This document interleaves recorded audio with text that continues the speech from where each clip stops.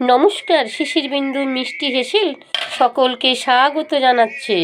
আজ আমি এই যে নতুন ঠান্ডা পড়েছে, এই নতুন ঠান্ডাতে এই ধরনের খাবার খেতে ভালো লাগে। দেখুন আমি কি করছি। এখানে ময়দা মাখা আছে, যেভাবে লুচির ময়দা মাখা থাকে সেভাবেই মাখা আছে। এই আছে সিদ্ধ আলু, ছাড়িয়ে রেখেছি, খোসা ছাড়িয়ে কেটে রেখেছি।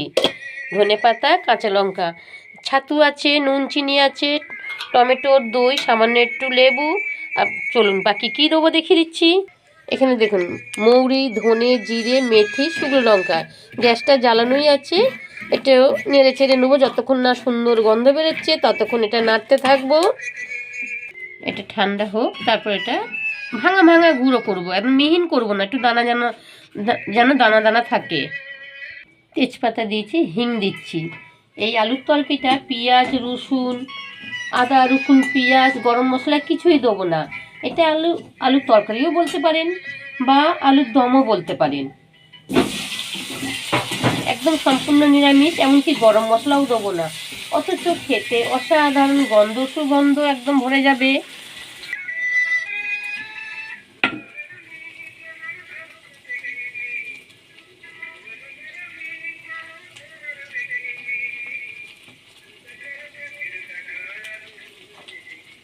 লঙ্কার গুঁড়ো,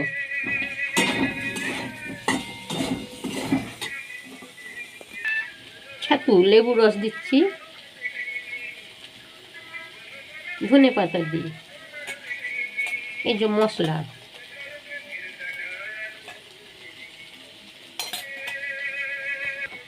এই যে আম তেল করেছিলাম তার তেল, জল, বেশ সুন্দর গন্ধটা হবে। এই যে জোয়ানটা দিলাম একটু ডলে, গন্ধটাও ভালো হবে, আজ হজম করতেও সাহায্য করবে। সামান্য একটু জল দিয়ে দিলাম, খুবই সামান্য।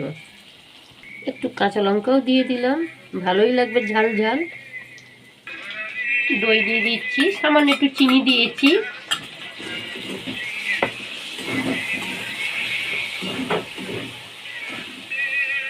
কসুরি মেথি দেবো। এই ঠান্ডাতে, যে নতুন ঠান্ডা পড়েছে, কার কার পছন্দ এই খাবারগুলো অবশ্যই আমাকে কমেন্টে জানাবেন। কার কার পছন্দ এই খাবার, আশা করি সবার পছন্দ। এই যে মশলাটা করেছিলাম একটু দানা দানা, এটা দিয়ে দিচ্ছি। বেশ সুন্দর গন্ধ বেরিয়েছে। আরও একটু ছিল, দিয়ে দিই। আমার চ্যানেলকে সাবস্ক্রাইব করুন, ভালো লাগলে অবশ্যই একটা লাইক দেবেন, বেল আইকনটা তো অবশ্যই দেবেন। ফেসবুক থেকে দেখে থাকলে আমার পেজটা ফলো, শেয়ার করবেন। খুব সামান্য জল দেবো, কাঁচা লঙ্কা, ধনে পাতা। আমার আলুর দম হয়ে গেছে। আলুর দম বলুন বা চটপটি আলুর তরকারি বলুন, এটা আমার হয়ে গেছে।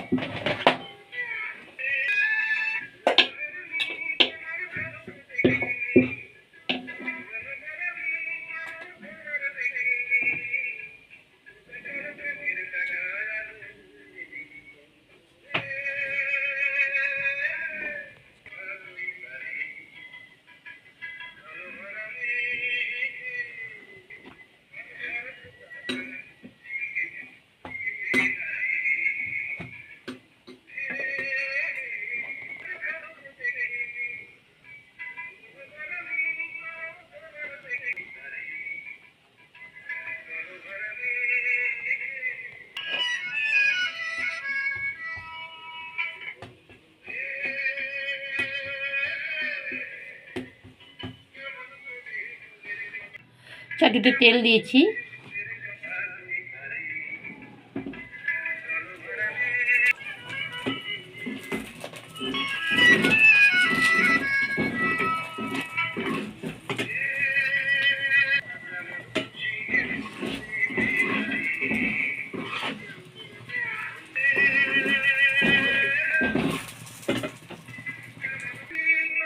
তাপটা, গ্যাসের তাপটা মিডিয়াম রেখেছি, যাতে ভেতর অবধি ভালোভাবে ভাজাটা হয়।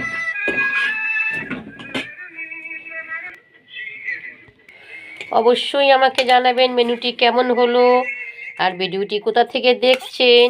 আর আমি তাহলে আপনাদের ধন্যবাদ জানাবো, তাই না? অনেক অনেক অনেক ধন্যবাদ।